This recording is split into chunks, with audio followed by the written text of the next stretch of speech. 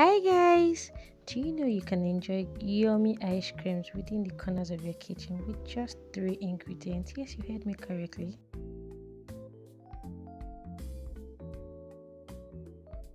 I'll be showing you how I made my creamy ice cream with these ingredients. So my first ingredient is the whipped cream powder. After which I added my milk to my powder. Then I added the third ingredient.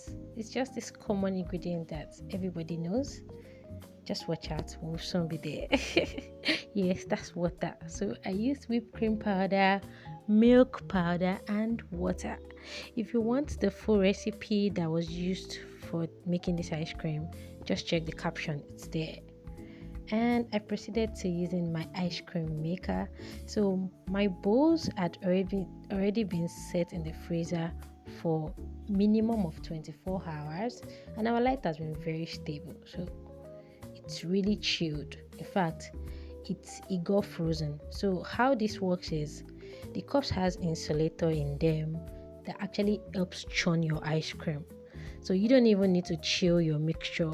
So far the bowls are there for you to work with.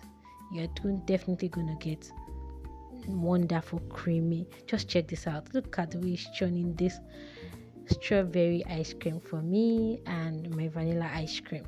So after that was done, I proceeded to adding. Okay, I just wanted it to have a little bit of light, so I added cookies to my strawberry ice cream, and when it was done, I transferred it into small bowls before trying to refrigerate it. Are you enjoying the video so far? Do you like how the ice cream is coming up? And would you like to try this? I also have a recipe without ice cream maker. If you want me to post that for you, I'm definitely going to show you how it was done. Okay, so at this point, I was transferring it into my bowl. Then I'm going to freeze it. This is just the process before freezing.